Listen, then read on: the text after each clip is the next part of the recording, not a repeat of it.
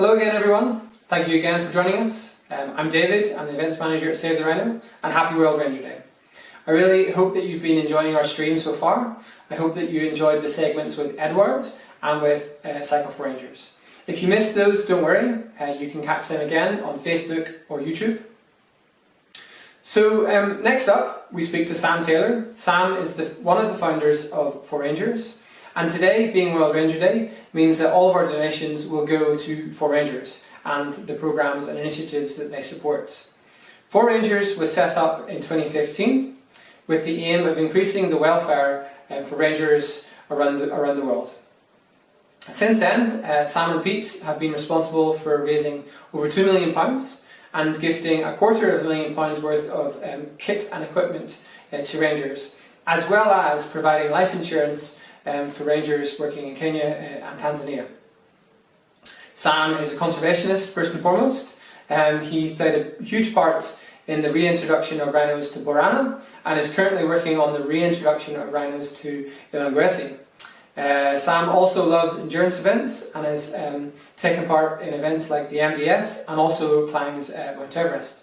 So we sat down with Sam, we talked about his life in conservation, his love of endurance events, and just why he feels so passionately about increasing the welfare of rangers. We really hope that you enjoy it. Sam is an excellent person, and I really loved talking to him.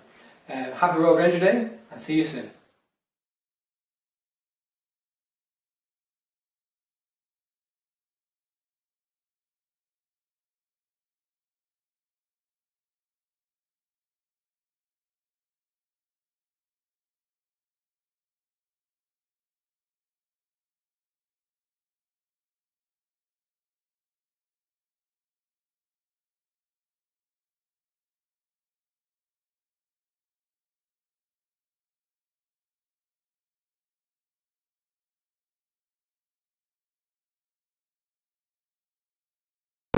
From Kenya, born and bred, spent a life out in the wilderness and getting to know all the animals and the people in the wilderness out there in Kenya.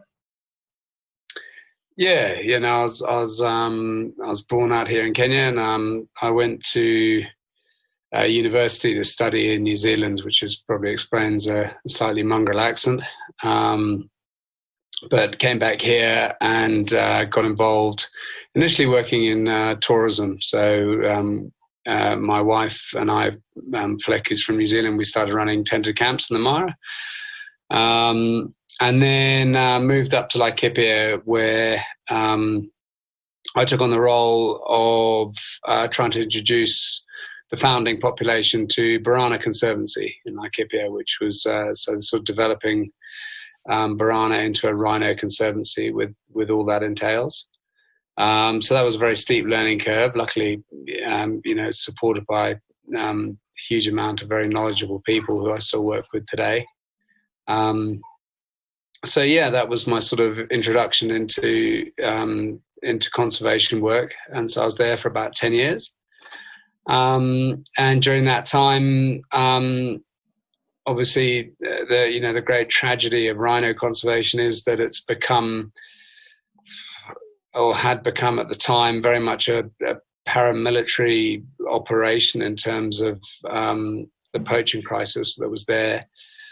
And so a huge amount of time and effort and revenue was spent on your anti-poaching, essentially. And because of that, I spent a huge amount of time with our rangers, and their welfare became something that was very important to me. So hence how we sort of started up, myself and a colleague, Pete Newland, we started up ForRangers, essentially. Yeah, wonderful. You've got straight in there. I would say it's you don't look like a bloke who spent 10 years in conservation. You're only out of uni like 5 years ago, it looks like to me, but that's all that fresh air. Setting up the founding population in Borana, that was around 2012, I believe. 2013, we put them on, August 2013. But it was a long sort of 6 year period of getting the place ready. So there was a huge amount to do. Barana's obviously a really important sort of wildlife corridor in the Laikipia ecosystem. Joining basically the northern deserts to the Mount Kenyan ecosystem, and it's got a huge flow of elephant, a huge population elephant that move, transitory population that move in and out. So we had to spend quite a lot of time on designing fences. Obviously, rhino have to be kept into one area in order to protect them. At that time, it was a pretty daunting task. There was the rhino poaching epidemic, if you like, was at its height in Kenya at the time. Neighbouring Lewa Conservancy had just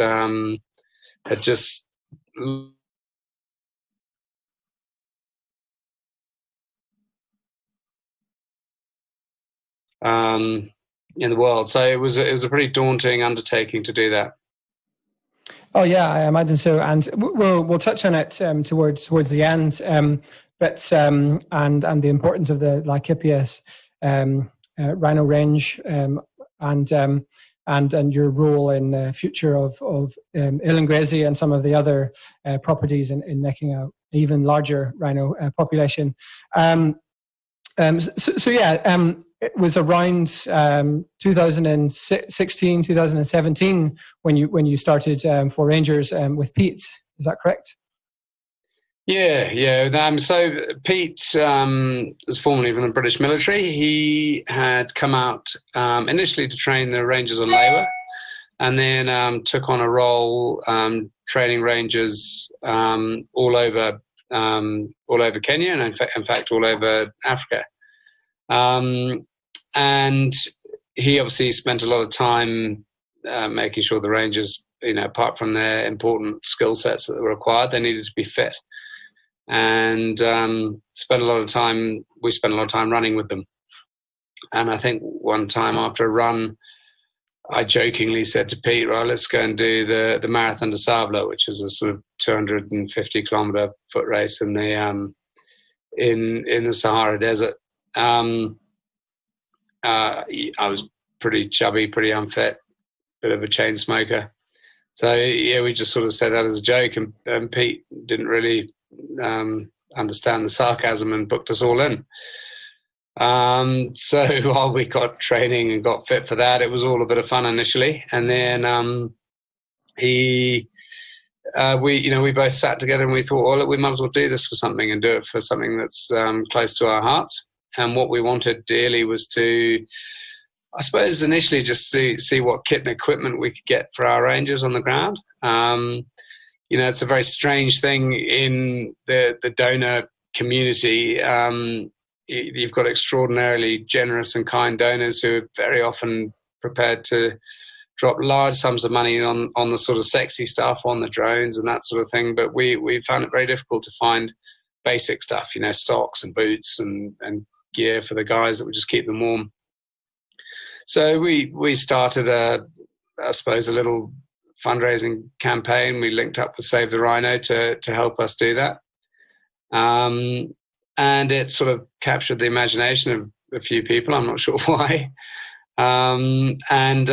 It was moderately successful. We managed to raise sort of £100,000, I think, in that first year. Did the Marathon des Sables, which a lot of people could have got behind and followed and enjoyed, and the sort of ball was rolling, I suppose. We ended up, not being able to stop. Yeah, sure. So that was originally running ForRangers, and along the way you've picked up or encouraged gently some other people to do other forms of things for Rangers. So you've had riding for Rangers, you've had cycling for Rangers, kayak for Rangers. You've had all sorts. So how did you manage to talk all those fine folks into joining you in the struggle and the endurance world? Oh, to be honest, there was very little talking to be done. There's it turns out a huge amount of people who are into doing extraordinary things. I mean, there's obviously a lot of lunatics out there, and they all want to go and have an adventure. And so we set ourselves up in a way that we said, well, if you want to go and have an adventure, do it for a cause. And, we really encourage that. What we felt it did differently to sort of other sort of charitable campaigns was that you're doing something fun and exciting and different, and that immediately captures the imagination of people.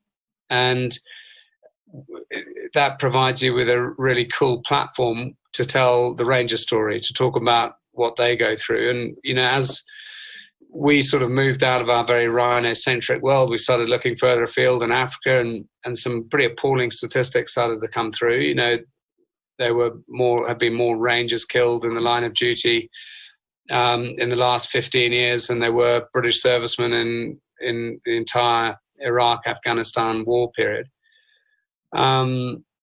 There's rangers operating in war zones across the African continent. There's, rangers dealing, closer to home here in Kenya with pretty militant armed groups of cattle rustlers, and their work helping provide security to local communities is extremely dangerous.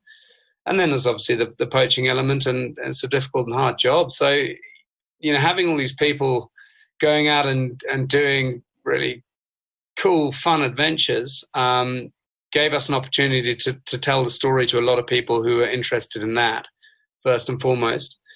And it also is pretty cool, people putting themselves through a wee bit of physical pain shows a wee bit of solidarity, if you like, with the rangers themselves, and I think that's important. Yeah, sure. I think that's a really great thing to understand, that or point out the environments in which a lot of the rangers are working in. In Laikipia, you've got a semi-arid environment, very hot, very little cover. In the heat of the day, and they're out patrolling and monitoring the wildlife, on rotation. So yeah, for me, having taken part in the ForRangers Ultra, can see how that solidarity element, covering similar distances over similar terrains, definitely gives something to talk about at the other end. A really good reason as to why. So some of the other things that Pete and you have done, you mentioned MDS is the big one. You've done a few other ultras, the Jungle Ultra, the Desert Ultra, as well. But Ultra is not the only one for you. Back in, I think it was about 18 months ago, slightly less, you and Pete had a crack at Everest. That's not something that you wake up and just decide to do in the morning. So tell us a little bit about how that idea came into the head. Oh, I suppose as the charity grew, we're starting to support sort of longer, more sustainable projects like life insurance and rations and orphan funds and various other projects that we're trying to keep sustainable. We felt that we still needed to keep the ethos, if you like, of ForRangers Life, so keep challenging ourselves to do different things. So yeah, about 2 years ago, we set off to climb Manaslu, actually, initially, which was the 8th highest peak in the world in the Himalayas, and that was pretty hard work after sort of nearly a month or so training in the Alps and getting ready for that side of things. So Pete and I went and did that, and then last year. We were lucky enough to put the ForRangers flag on the summit of Mount Everest, which was pretty cool. Yeah, it was a good thing to being able to have done. Yeah, if anyone at home is watching, read Sam's blog on ForRangers website. It's a series of blogs, actually, and some of them are, well, they're all fantastic, but some stand out more than others. There's a few moments when you talk about one of your fellow climbers is doing the hike to raise awareness for blind young people in the UK, and you have a bit of a connection there, and also about reading some of your letters and everything from home. So there's great things to read there. And well, there must be a lot of people needing some sleep over there, I think. Yeah. So you mentioned there some of the, obviously we know a lot about boots and socks and all those other things. But ForRangers is not just about those physical things. It's also about, I guess, physical well-being, family well-being as well. So can you talk about a little bit, you mentioned about the funds for orphans, the life insurance policies, and those other extraordinary things that ForRangers have decided to do over the past few years, and why that's just why that's so important? Well, I mean, so all these conservancies generally have and parks and conservation areas in generally have a sort of local employment policy. So, in these rural areas, quite often are one of the main forms of employment in the area. So you'll have a single individual working on this property, a ranger, who is directly responsible for a growing family. The rangers often have 5-6 members of their family, immediate family, often are supporting more distant relatives as well. So their ability to do their job is critical, obviously, to what they do. So if anything happens to them, it doesn't just affect them, it affects 9, 10, 11 other people. And they're living on quite frankly, a very difficult, borderline poverty. So, losing the only income earner in your family, or losing his ability to work because of injury, or has a huge effect on everyone else in the family. Now, if you're talking about these conservancies employing 300-400 people, perhaps 120 of them are rangers on each conservancy. Each conservancy is responsible, all the rangers on each conservancy are responsible for about 600 people. So the life and health insurance was a policy we tried to set up so that they would be able to carry on supporting their families if they became injured, or the very worst if they lost their life in the line of duty. And we felt it was important to the most important thing for the rangers is to feel that they're invested in, and that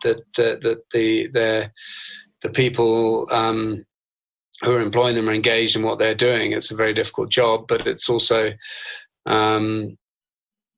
the rangers are often targeted by poaching syndicates to try and help them on inside jobs. They will quite often target rangers who've got themselves into financial difficulty, things like that. So we find that firstly, by supporting the rangers and looking after their welfare, making them feel engaged and ultimately take ownership in the protection of our wildlife, rather than just seeing it as just a job, will mean that they'll do the job and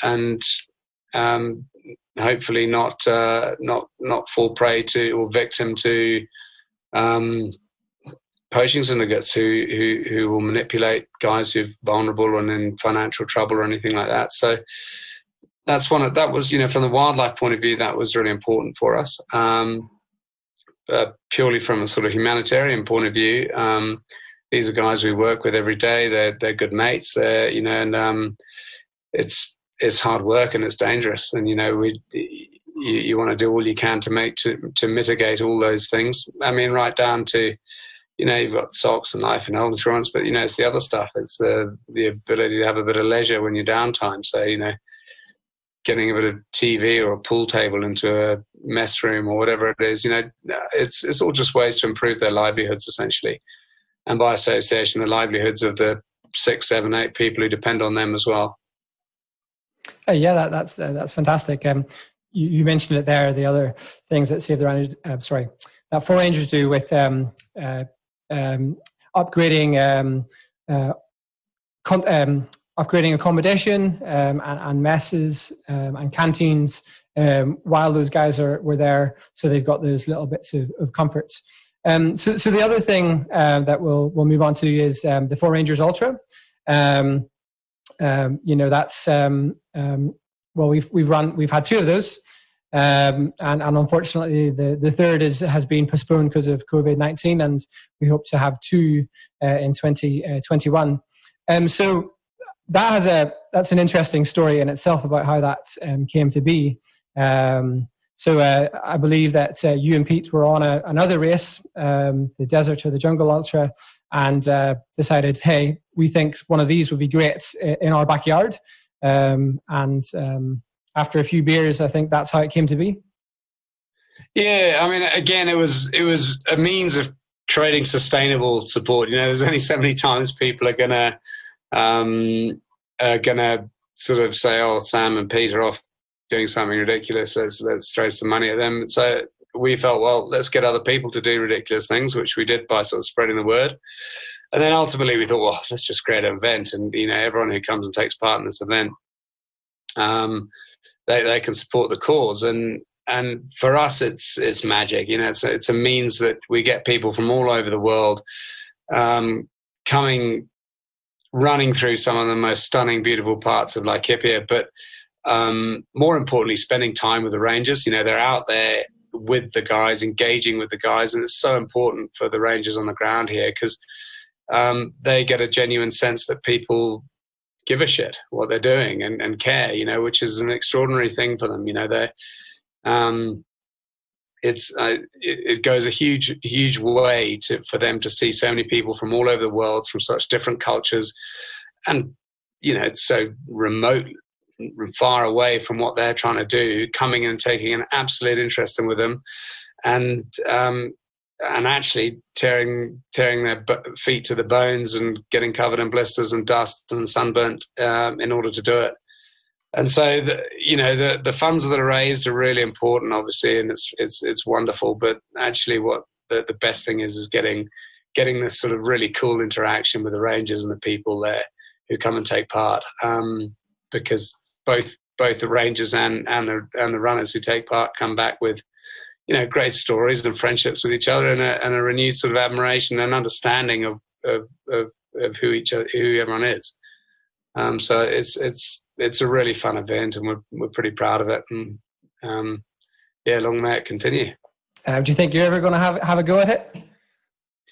Oh yeah, I probably will one day. But the organising is, to be honest, the organising is probably more tiring than the running. I think there's a lot of logistics involved trying to keep 70 or 80 lunatics from running into rhino and elephant. I mean, it's probably the only long distance race in the world, ultra distance race in the world, where you can run amongst wildlife, amongst dangerous game with rhino and elephant and lion, and we want everyone to see it, but we need to keep them safe from it. So it's quite a logistical feat trying to protect all the runners, keep them safe, make sure they enjoy it, make sure that there's no stragglers left behind. So yeah, once I've found someone who wants to take on that job, maybe I'll have a go at running it. Yeah. Well, in one sense, it's very interesting to having been there once as base camp support and taken part in it myself. The ultra is almost a reflection of what it takes to run a conservation operation. You've got fleets of trucks, you've got rangers looking out for the wildlife, you've got helicopters, you've got spotter planes. So from that side of things, it's also good for the participants to see just what kind of infrastructure is needed, and that's interesting to see. Just in the middle of this Laikipia wilderness, planes, airstrips, garages full of trucks, all the outposts that you pass along the way. There is a little bit of a human impact in that space, but it's needed. I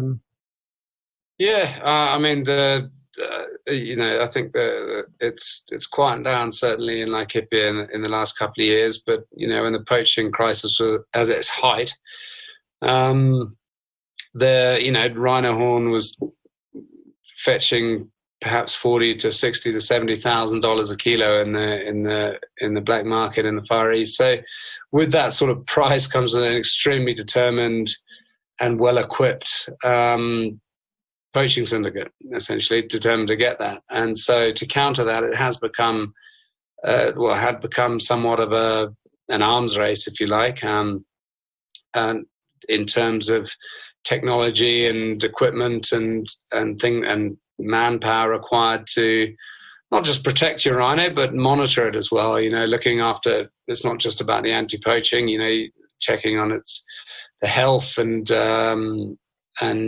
behavior of each individual rhino is pretty important. It's pretty important to find rhino as regularly as you can for those reasons. With that comes a whole sort of an enormous sort of coordinated operation to do that. So I suppose you did get a glimpse of that with the running. It's generally looking for you guys rather than looking for rhinos, but I suppose it's the same thing. You're a bit easier to spot in your luminous yellow clothes. Yeah. True that. Blue in my case. So the if I can just, we've hinted on boots, canteens. We've looked at the Laikipia conservancies. However, and we've looked at life insurance and everything like that. But it'd be nice to explore your motivations behind some of the other things on other places that ForRangers have supported. Some interesting grants are to the Biocan and the James Ashe, snake venom, anti-venom development. So up in Mount Kenya, the mountain rescue training, for example, and whenever there was the bushfires up in Mount Kenya, there was also some grants that ForRangers made to help with those things. And just explain a little bit about how the rangers there in Laikipia are also part of the community police as well. Oh yeah, so I mean, it's not limited to rhino or elephant protection. So we've got we support various marine projects as well. We've got the local Ocean Trust who do a tremendous job trying to particularly protect turtles, which are they rescue as bycatch from fishermen's nets, and it's quite a difficult job they've got down there. Obviously, sharing a wilderness with a very thriving sort of fishing industry makes for some pretty difficult sort of protection work, if you like. So we try and support those guys down there. The Biocan Anti-Venom Trust, it's been something that's been I initially found quite close to my heart. We had a ranger ourselves who was bitten by a puff adder. He was saved by anti-venom from the trust, and we thought, these guys are doing an enormous amount of work, producing and providing anti-venom around the country, but also importantly educating people, and this is a huge role that their guys play, is educating, capturing snakes and re-releasing them into the wild rather than having them protect them from being killed, but educating people as to snakes and what to do with them. Because snakes are a pretty maligned animal all over the world, actually, and tend to end up underneath a rake or a pango rather than allowed to carry on in their own way. So these guys they're an extraordinary group of people who do a really cool job on that. What else were you asking about? Sorry, about Mount Kenya, the mountain rescue. Oh yeah, up there, the mountain rescue team. Yeah, they're a good bunch. It's a wonderful mountain. My father was actually a climbing guide and was killed on that mountain, so it's got a bit of a soft spot in my heart. But they're a team there who are incredibly busy. It's a dangerous mountain, going up and risking their lives day in, day out to rescue stranded climbers and lost hikers and that sort of thing. So providing them with a bit of kit and equipment, and also getting a bit of support with training the guys was a pretty worthwhile initiative, which was quite fun to support. Yeah, no, they were a good bunch. Yeah, no, it's just to reflect the sort of all-round sort of Ranger supports. We're rattling through our questions quite quickly, which is nice. I wonder if it might be a good opportunity to talk a bit about what's currently happening now with sort of global pandemic and lockdown in Kenya, where you're based around the APLRS and Laikipia. Tourism is the big, the big employer, and those employers they look after rangers. How are things currently with that? Yeah, I mean, like all over the world, it's pretty uncertain times. But but one of the big drivers for conservation is obviously tourism. It's one of the main revenue streams that's come in. So obviously that has completely died overnight. A lot of the conservancies are trying very hard to be financially sustainable, but some still rely to a certain degree on philanthropic support, which is obviously also struggling slightly with a sort of depressed economy. So with that, as on the Rangers front, and well, in all jobs and stuff, there's been enormous cuts to salaries. There's been various things and sort of jobs lost, I suppose.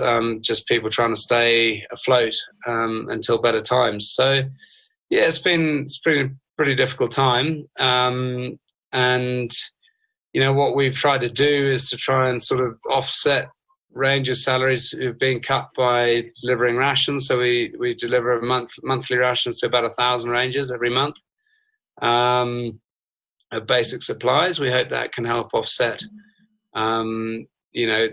anything that's lost through salary cuts or anything like that. Or if they are fed rations themselves, then we're trying to support conservancies and help them sort of maintain a sustainable budget so that hopefully when things do pick up, they've still got the resources to carry on employing the rangers who are needed on the ground. So yeah, it's it's no different to anywhere else in the world. It's not good, but the guys all seem pretty cheerful, and we're going out and about on the conservancies. They're all charging around with their masks on, and we're all banging elbows together and that sort of thing. But they're carrying on. They're carrying on about their work and as dedicated as ever. So it's pretty good to see under pretty challenging circumstances. Yeah. Yeah, and certainly it's great to see all the news coming back. That at least those guys are active and doing their normal roles. If some people aren't. That's kind of coming to the end of the questions that I had kind of set up. I suppose would be good to sort of end with what you think the public can do at this time to help ForRangers. And would you recommend that they keep an eye out for the ballot and the documentary for ForRangers Ultra, which is coming very soon? Yeah, no, certainly do that. I mean, when's the documentary coming out? Is it September? September, hopefully, yeah. Oh, cool. Yeah, no, I mean, keep an eye out for the ballot. Come out and see us. I mean, that's the best way to come and support us and get involved and get some blisters. Yeah, I mean, any way you can support it all. There's an enormous amount of initiatives going on at the moment, trying to support Rangers. So it's obviously been recognised by a number of organisations that it is an issue, a critical sort of integral part of conservation now. And these are the guys who are really hurting at the moment with the lack of revenue that's coming in. So any support you can get behind ForRangers. There's sort of links in bios and any information through Save the Rhino. Save the Rhino are our parent charity. So yeah, anything you can do, do something, or even better if you do something a little bit crazy and run around your house 55 times or something like that. It's always good having a story to tell. So speaking of crazy, we'll leave it here. What is next planned? What's the next big adventure for you and Pete when the world is back to normal? Yeah, things have been a bit put on hold. We've got various chats about Pete's quite a fan of the cold, so he's looking possibly at a polar expedition. I'm quite keen to do a 1,000-mile horse race across South America, so across Patagonia. I'm a pretty awful rider, so I've got a lot of training and learning to do until we get there. But yeah, hopefully we can scrimmage enough in our pockets during this time that we'll be able to have a crack at that when the world gets back to normal and we can travel. I think we'll all need to get out and about a bit, to be honest, so it'll be good. Yeah, cool. Oh, well, good luck with that.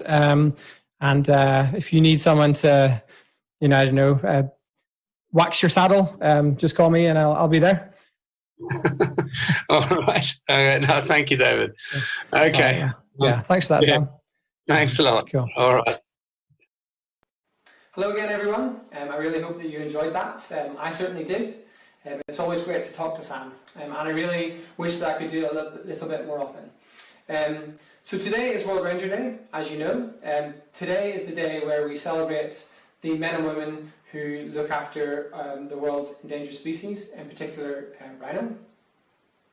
It's a really tough job, and we'd appreciate it if you could support them today. If you could make a donation, that would be fantastic. But if not, don't worry. Please just spread the love for Rangers. We're also asking you to get active for Rangers and show some solidarity. We're challenging you to take part in our Walk of the Ranger challenge. We would like you to walk 15, 30, 60 or 100 kilometres in the month of August in solidarity of Rangers. This is a partnership between Els Brigham Mountain Sports and Merrill, and there's a chance of winning a bespoke medal and also a £50 voucher to buy some walking shoes. Please visit our website on the events page to learn more about that. We also have a few more things coming up today. Come back at 7 p.m.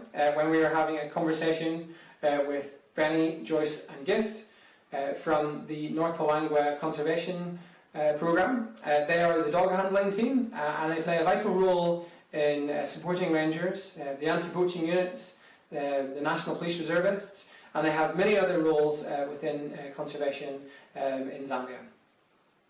So we hope that you're enjoying your day. Happy World Ranger Day, and we'll see you again soon.